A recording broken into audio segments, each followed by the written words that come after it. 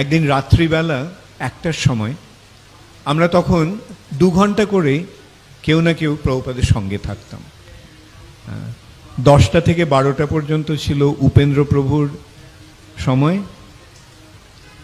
12টা থেকে 2টো ছিল আমার শিফট, 2টো থেকে 4টে পর্যন্ত প্রমানা স্বামীর শিফট, আর তারপরে 4টের সময় তমাল কৃষ্ণ মহারাজ আসতেন। তো একদিন ওই তখন প্রায় 1টা বাজে রাত্রিবেলা, প্রভুপাদ আমাকে ডাকলেন। আমি মশারিটা তুলে প্রভুপাদের কাছে জিজ্ঞাসা করলাম,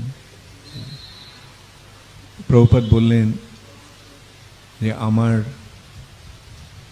চলে যাওয়ার সময় এসেছে, আমি চাই বৃন্দাবনে আমি আমার দেহ রাখবো, এক্ষুনি আমাকে বৃন্দাবনে নিয়ে যাওয়ার ব্যবস্থা করো।